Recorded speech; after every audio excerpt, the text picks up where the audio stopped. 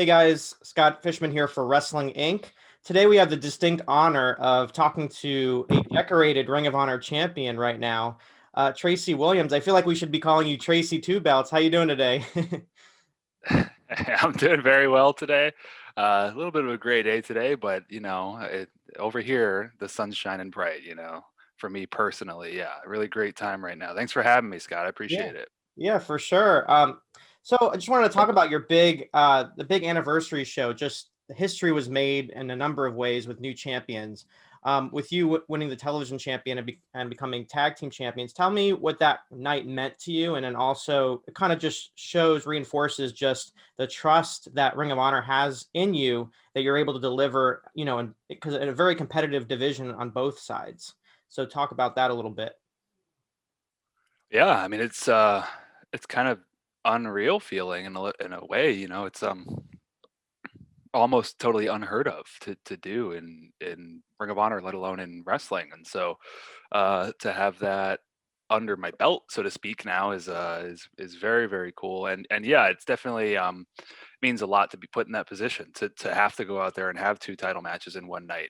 Where like you're saying, it does show, I think, a certain amount of trust, which is yeah, not something to be taken lightly. I think that's a huge thing in wrestling is knowing that you're able to deliver. And on that night, thankfully, I did. As at least as far as the W's go. I mean, I delivered. So yeah, it's a huge deal for me. I mean, it's incredible. It feels very surreal also because without an audience there, it has a weird feeling to it anyway, where it's almost kind of like feels like a weird like dream that you had or something like that, where like it's just not your normal wrestling event. And so that it Yeah. adds another layer of like sort of surrealness to it all. Yeah, I mean, is there anything that you did to mark the occasion? I mean, I know you can't go out and celebrate like normal, when you win a big championship, let alone two championships, and you mentioned not having that fan reaction. So tell me, when you went back to the bubble, when you're in the bubble and you have this big moment and you go home, I mean, is there anything that you do to kind of mark these big moments for yourself in your career? Mm. I mean, it's weird the way they sneak up on you. It's something you spend your whole life thinking about, and you spend your whole life kind of like wanting to do and aspiring to do, and then once it all starts happening, it all happens so fast that I think that's almost kind of a skill I need to work on, is being able to take the time to really acknowledge these things and celebrate them, so to speak, and let them sink in. Because I mean, once it's happening, you just kind of get back to the hotel and you're so tired from what you've done and what you've had to do to get there, that you just kind of you go into like autopilot mode, and you just kind of want to take a warm shower and lay down. Yeah, And like you said, definitely. especially like with not being able to go out and stuff like that, it's I think definitely normally people would want to go out and celebrate anything that happens at an event, especially something like that. And so yeah, it's weird to not have that side of things as much, because that's such a huge part of the job, to be honest, is that sort of camaraderie and like Yeah. you know uh atmosphere that comes along with wrestling. And that's kind of been taken away a little bit. And so yeah, that adds just another layer of strangeness onto the whole thing. But yeah, I mean, I guess I wish that I did a little more, but I think all I did was crack open a couple hotel bar IPAs in the room and try to ice my back, I guess. Sounds like a really glamorous job, right? Of Yeah. one of the things it's great about this story with you winning the tag titles with Red is just how his longevity within the company. He's been kind of a stalwart as far as like been this loyal guy who's stuck around, and now your work being able to work with him and now being rewarded alongside him. Tell me what it's like to kind of work with him and just talking to him a couple of weeks before the event and just how much he loves Ring of Honor and putting all the work in and just wanting to be there and seeing it grow. And then you're a big part of it now. So talk about what it is to kind of work with him and be kind of having maybe motivate you kind of and be passionate, share that passion. Yeah, yeah, it's been really cool. And I think it's a really good sort of example of what we're trying to do with the foundation and what it's been all about. Where we're trying to take the power and put it back in the hands of the wrestlers who can deliver, and the wrestlers who are passionate about what they do. And not necessarily let that power be taken by people who want to, like, politic their way to the top, or cheat their way to the top, or take whatever shortcuts they can get, because certain people just have that, like shark, like, need to be at the top attitude, and they'll do anything that it takes to get there. And then there are wrestlers who just work hard and just want to do the very best that they can in the ring and have the best matches, and have the best results. And those wrestlers are not always rewarded the same way that those sharks are, that want to, hunt their way to the top, and do the shortcuts. And so I think Rhett's a great example of somebody who has been working hard for so long, and who hasn't been rewarded because he doesn't take shortcuts, and because he doesn't have that kind of attitude where he wants to just, like, by any means necessary, play dirty and get to the top. And so coming in, and having the opportunity to team with somebody like that, and try to see what we can make of it, just with our wrestling, not with, politics or anything like that, just trying to be the best wrestling tag team that we possibly can be, and showing that, that gets the job done. Yeah, it means a lot. So I think Rhett's a perfect example of somebody that we're trying to, you know, spotlight with this foundation stuff. And yeah, it's been a great run with Rhett. I mean, it's weird because we've only had a handful of tag matches really, but um, I think we're both just so ready to really make these moves that it just made sense, and coming together and pushing each other like that really worked out. And you talk about wrestling inside the bubble. You're seeing elsewhere crowds slowly start trickling back, not only in wrestling but in sports in general. What's the feeling backstage? What's the feeling with management as far as a timeline on when we will have fans maybe socially distance or some sort of opportunity of venturing outside the bubble? What kind of feedback are you getting on your end and your viewpoint on it? I mean, I haven't heard anything concrete on my end, especially nothing that's been announced, or that would be out right now information wise. But I think my take on it is, as long as it's done in a responsible way, then I think it's going to be great. And I would just hope that when we are able to have a crowd, that we're able to have a crowd that feels like a Ring of Honor crowd.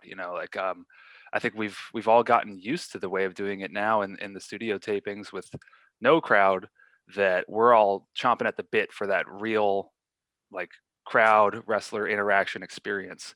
And I think once we get to a point where we can do that and get back to that safely, then yeah, I mean, I think everybody's chomping at the bit to do that, and I think we're getting there. I hope so. I got the second shot of the vaccination yesterday, so that's that's a big step. Personally, as far as how I would feel, from sort of a selfish standpoint, just being there and experiencing that kind of thing myself, I think that goes a long way. And so if everybody's doing that, then let's go, ready to go. Yeah. It's an interesting time, no doubt. A couple of weeks ago, WWE let a lot of great talent on the free market right now, which is always an exciting time when you're another company, kind of seeing what fresh new faces we can get. I mean, you re-signed with the company this year, so they are locking down a lot of talent, a lot of great names. But in your mind, if from a fan standpoint, from a business standpoint, from all of these standpoints, what is there one or two names that you would love to see again or for the first time in a Ring of Honor ring? Yeah, I mean, I think everybody kind of said it when it happened, but I mean, I guess the first guy you think of is Samoa Joe.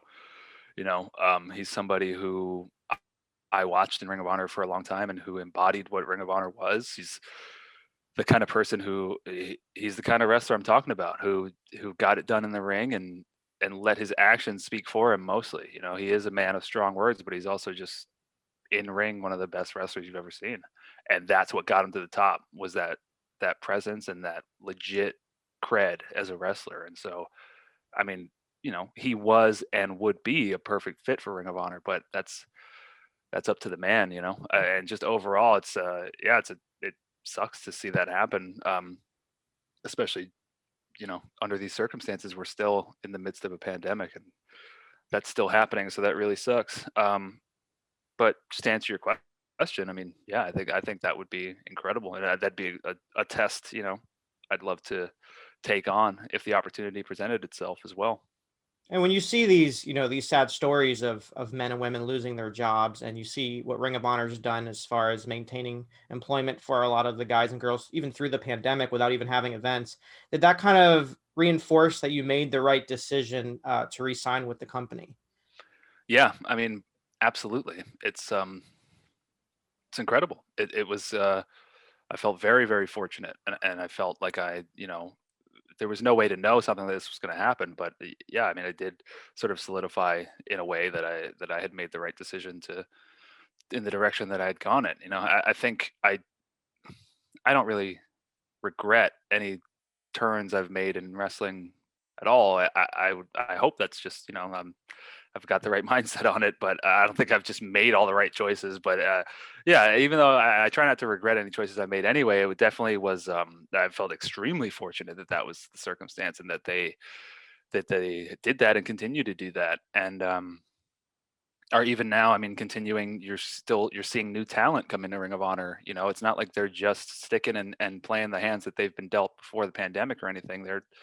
They're still looking for the best and looking for different people to take things in different directions, and that's what makes it interesting to work there. That's what challenges us. Like with us in the foundation, we're trying to show our kind of wrestling, and Ring of Honor is still, they are a sort of a third party who they just want to see what's going to work. And so they're bringing in guys now like Chris Dickinson and bringing Homicide back and giving these people a chance to show what they do. And so the competition is still there. It doesn't feel like you're just in that bubble, so to speak, or you're just in this set roster of people trying to figure it out. It's like it still feels like the company is willing to, you know, put t- put feelers out there and try their best to create something great. So yeah, it's a great feeling. Yeah, and a lot to look forward to.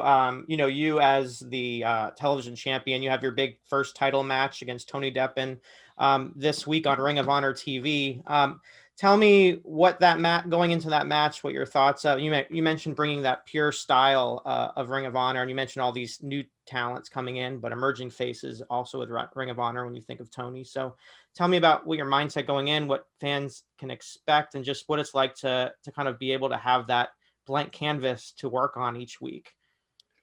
Yeah, I mean, I I would usually know what to expect. I think getting in the ring with Tony Deppen because we've had several matches before. We've had a history, and we've wrestled in high school gyms and nightclubs and all that kind of thing, and we've done the rounds and fought each other a bunch. And he's somebody I really enjoy fighting because I don't know what it is, but whenever I get in the ring with Tony Deppen, I just like a rage comes out of me, and I just like whoop on him. I just really, it's just like it's very fun to beat up.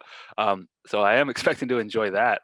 But at the same time, I mean, Tony's taken a new direction, like I was just saying with these guys coming in the Ring of Honor, specifically Violence Unlimited. He's aligned himself with them, and so maybe he's going to have a whole new game plan coming into this. Maybe it's going to be a whole new Tony Deppen that I get in the ring with, because I have felt in the past that in the ring physically I've kind of had his number. And so I'm not going to come in cocky though. I'm not going to come in expecting to feel that again. I'm coming in expecting to face a new Tony Deppen because I have seen change in him, and I've seen him even in his time in Ring of Honor. When he started here, he debuted in the Pure tournament, and now he's in Violence Unlimited. And now I think he's completely turned over a new leaf and maybe reevaluated his game plan and said, maybe I'm not playing to my strengths. Maybe he needs to play to his craziness, which I see him doing. And so I'm expecting a fight. I'm not expecting an easy defense. I'm not expecting anything like that. So oh, I just lost you for a second. Oh, Pop back. Here we go. Um, yeah, I mean, I'm expecting a hell of a fight from Tony, and I think even though he's been, uh, I'm trying to find the nicest words possible for it, but he's been kind of a jerk lately. Like I said, he's turned over that new leaf, but it still means a lot to have a television world television title match on television for Ring of Honor with somebody like Tony Deppen, who, like I said, I do have a history with, and who I have faced on the independents, and who I do think represents the style of the independents and what makes independent wrestling so great. Now he's here in Ring of Honor trying to show that to the world, and so it means a lot. I don't take it lightly. Yeah, I mean, you mentioned the TV title and being defended on television. What a novel concept! But it's just like these old school sensibilities mixed into current time. I think is a great mix, and you're a great proponent of that. When you talk about just the different groups within wrestling and with the foundation, what are your kind of thoughts on? Is it possible to have too many factions and groups in a wrestling company, in your opinion? I mean, I think as long as each team has its distinct identity and its distinct direction and motivation, then no, I don't think you can really have too many. I think even if everybody, it would be an interesting concept to see a wrestling promotion where everybody is officially in a group. You know, I don't know that that's ever been done. So I don't think there really can be too many. Like I said, as long as everybody's united in those teams, you know, and I think that would actually be interesting to see, sort of like a league, you know, of teams of wrestlers that you know, compete. I think that'd be interesting to see. It's just you gave me the idea. Let's get everybody in a faction. There you go. Faction warfare. One thing is interesting, you're known hot sauce, Tracy Williams. Have you ever been approached about producing your own sauce? I mean, you see Jim Ross and others. Has that ever been Yeah. an option or something that you want to see happen? And It's something. What would it taste like? Oh wow! I mean, it's something I've wanted to do for a long time. It's definitely been on the to-do list for years. I just I would want to do it right, you know. I've thought of the ways to do it, and doing it right seems like it's going to be a lot of work. So maybe one day I'll have the mental capacity to really go down that road, and try to get something good going. But what it would taste like, I mean, it would be up there, I think, on the spice level. You know, I like kind of a high spice level, and I think if you're gonna put out a product, you know, you got to go all in.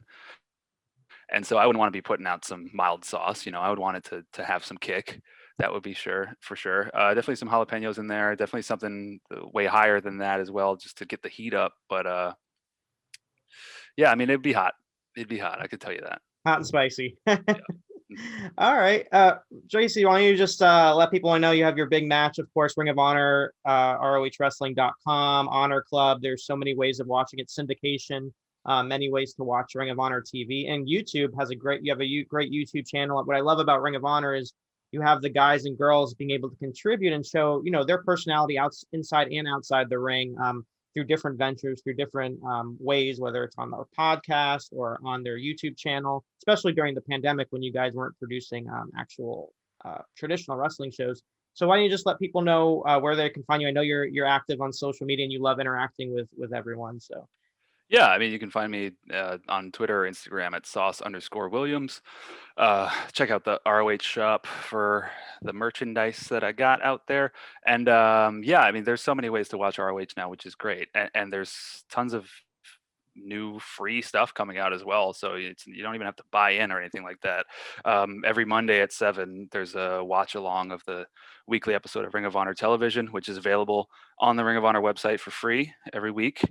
And they've just announced that every Wednesday they're going to put a live new women's match every Wednesday for the women's division Wednesdays on Ring of Honor. So I think that's really great as well, because that's something that's been missing, since we've come back during this pandemic. And it's great to see that now every week there's going to be a specific show on YouTube for the women's division. So definitely check that out every Wednesday at 7 o'clock. And yeah, I appreciate you having me, man. Thanks very much.